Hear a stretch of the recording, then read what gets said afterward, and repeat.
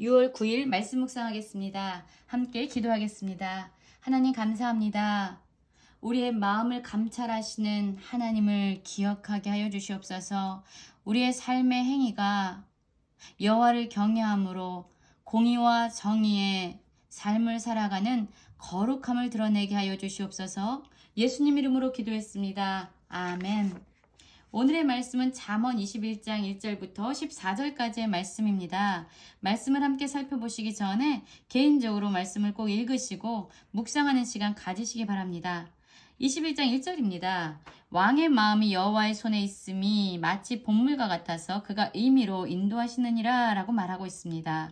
왕은 한 나라의 최고의 권력자지요.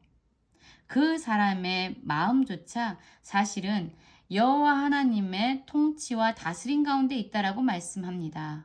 그래서 하나님의 인도하심에 따라서 그가 인도함을 받게 된다라고 말하고 있지요. 그래서 왕의 마음은요, 겸손해야 합니다. 겸손할 때 비로소 하나님의 인도하심에 잘 반응하고 잘 따라갈 수 있습니다. 2절입니다. 사람의 행위가 자기 보기에는 모두 정직하여도 여호와는 마음을 감찰하시느니라 라고 말씀하고 있습니다. 여러분, 우리가 하고 있는 모든 행위는요, 우리가 다 옳다라고 생각하기 때문에 하는 것입니다. 사실은. 한번 생각해 볼까요? 우리가 지금 누군가를 비난하고 욕하고 있습니다. 이 행동을 왜 할까요? 그 사람이 비난을 받고 욕을 먹어도 당연하다라고 생각하기 때문에 하는 거예요.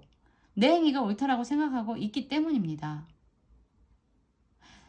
나쁜 일을 한다고 생각해 보십시오. 그걸 왜 할까요? 이렇게 행동하는 것이 지금 내 상황에서는 그렇게 할 수밖에 없는 옳은 일이야 라고 생각하기 때문에 하는 일이에요. 그래서 사람들은요, 자기 자신의 기준대로 자기의 생각을 기준으로 따라 행할 때 보면은요, 그들이 무슨 일을 하건 그들의 생각 속을 깊이 살펴보면 자기의 행위가 다 옳다라고 나름대로 생각하고 합리화하고 명분을 가져다 붙이고 있습니다. 그런데 여러분, 중요한 것은 내가 어떻게 생각하느냐가 아니라 바로 여호와께서 우리를 어떻게 바라보시는가 하는 문제가 중요합니다. 사람의 행위가 자기 보기에는 모두 정직하다라고 얘기했어요. 이것이 이 세상을 살아가는 사람들의 모습입니다. 왜냐하면 자기 자신을 기준으로 살고 있기 때문이에요. 그러나 여호와께서는요, 마음을 감찰하신다라고 얘기하죠.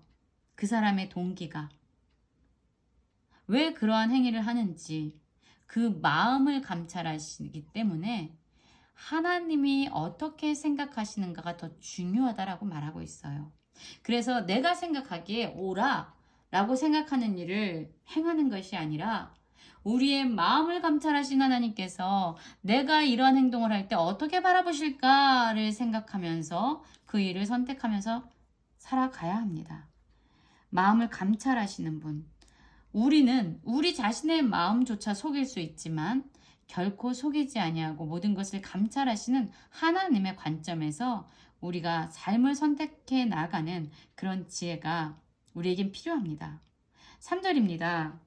공의와 정의를 행하는 것이 제사 드리는 것보다 여호와께서 기쁘게 여기시느니라 라고 말씀하고 있습니다.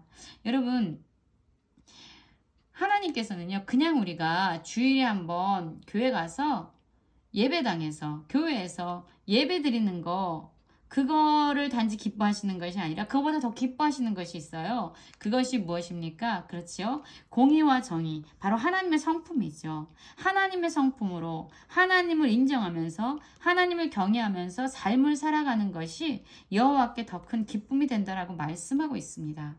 로마서 12장 1절에서 보면은 아마 다 아실 거예요. 그러므로 형제들아, 내가 하나님의 모든 자비하심으로 너희를 권하노니 너희 몸을 하나님이 기뻐하시는 거룩한 산제물로 드리라. 이는 너희가 드릴 영적 예배니라 라고 말하고 있어요. 진짜 하나님께서 기뻐하시는 것은요, 우리가 거룩한 산제물로 우리 자신을 하나님께 드리는 겁니다. 우리 자신이 주인이 아니라 바로 하나님께서 주인이 되신 변화된 삶. 그것이 매일의 일상의 삶에서 매 순간 하나님을 인정하고 하나님이 기뻐하시는 뜻을 선택하면서 살아가는 그러한 일상에서의 예배, 일상에서 하나님을 기억하고 하나님 앞에서 살아가는 그런 일상의 예배를 하나님께서는 기뻐하신다라고 말하고 있어요. 그러면서 로마서 12장 2절에서 보면요. 세 가지 방법을 이야기하는데 이 세대를 본받지 말라. 그리고 마음을 새롭게 함으로 변화를 받아라. 그리고 하나님의 선하시고 기뻐하시고 온전하신 뜻이 무엇인지 분별하라 라고 말하고 있어요. 결국 이 세대의 방식이 아니라 성령께서 우리를 인도하시는 대로 하나님께서 기뻐하시는 뜻을 분별하면서 그것을 취하면서 살아가는 것, 그것이 우리가 드려야 될 영적 예배, 공의와 정의로 우리의 일상을 살아내는 삶이라고 말하고 있어요.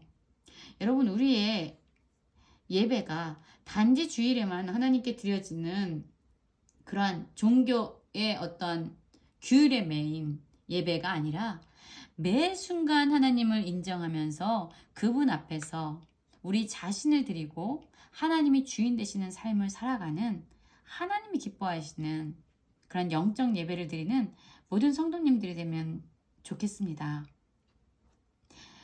또한 이 다음에 보면은요, 악인들의 결과에 대해서 하나님은 아주 엄중하게 말씀하고 있습니다. 하나님께서는요, 눈이 높은 것, 교만한 거죠. 그리고 마음이 교만한 것. 눈이 높은 건요, 이렇게 마음이 교만하면 우리의 행동으로 나오잖아요. 마음이 교만한 게 눈을 높이는 것으로 나온 것입니다. 그리고 악인이 형통한 것은 다 죄라고 말하고 있어요. 사실 하나님은 악인은 심판의 대상이시죠.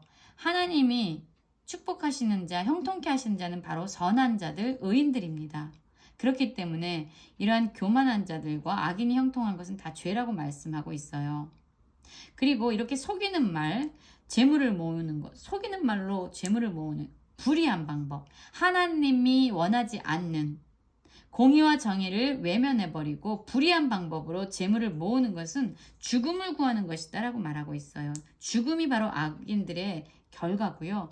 불려다니는 안개다. 언젠간 사라져버릴지도 모르는 그런 것이다 라고 말하고 있어요. 그래서 속이면서 재물을 모으는 건요, 그냥 흩어져 버리는, 언젠가 사라져버리는 그런 안개와 같다라고 말하고 있고요.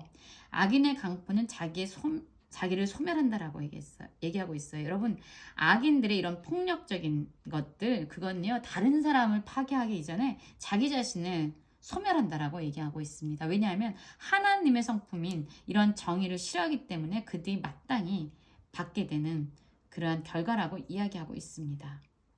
그리고 그들의 길은요, 심히 구부러진다라고 말하고 있어요. 악인들의 특징 중에 하나가 바로 10절에서 언급되어지고 있는데요. 악인의 마음은 남의 재앙을 원하나니 그 이웃도 그 앞에서 은혜를 입지 못한다 라고 말하고 있죠. 여러분이 악한 사람들, 여호와를 경외하지 않는 이러한 악인들은요, 그들의 기준이 자기 자신입니다. 그래서 그들이 나타내는 특성 중에 하나는 이기심이에요. 탐욕이고 탐심입니다. 그렇기 때문에 이 사람들은 자기 자신에게 집중돼 있어요. 내가 어떻게 하면 더 많이 모을까? 내가 어떻게 하면 더 즐거울까? 자기 자신에 대해서 집중하고 있어요. 그러니까 다른 사람들의 아픔이나 고통에 대해서 무감각한 것이 당연하죠. 심지어는 다른 사람들이 재앙을 받으면 좋겠다라는 생각도 합니다. 왜죠? 그래서 내가 잘 될 수 있다면, 내가 더 부자가 될 수 있다면, 내가 더 유익을 얻을 수 있다면 다른 사람들이 재앙을 받는 것도 나는 좋겠다라고 생각하는 사람이에요. 아주 지극히 이기적인 사람이죠. 이런 사람들은요, 다른 사람에게 은혜를 베풀지 않습니다. 그래서 10절에서 보면은요, 이 악인들의 속성이 바로 자기 이기심이고 다른 사람들에게 결코 은혜를 베풀지 않는, 심지어 다른 사람의 재앙을 원하는 그러한 시기와 질투와 또한 무관심과 인색함이다 라고 말하고 있습니다. 그리고 13절에서 보면은요, 이렇게 말씀하고 있습니다. 귀를 막고 가난한 자가 부르짖는 소리를 듣지 아니하면 자기가 부르짖을 때도 들을 자가 없으리라. 참 무서운 말씀이에요. 다른 사람들의 고통에, 다른 사람들의 어려움에 대해서 귀를 막고 눈을 막는 자들은요, 자기 자신이 어렵고 힘겨운 시간, 누군가의 도움이 필요한 그때에 아무리 부르짖어도요, 그에게 은혜를 베풀거나 긍휼함을 베푸는 사람이 없다는 거예요. 그의 고통을 듣는 사람이 없다는 거죠. 그래서 예수님께서는 긍휼히 여기는 자가 긍휼히 여김을 받을 것이다 라고 말하고 있습니다. 지금 우리의 마음은 어떻습니까?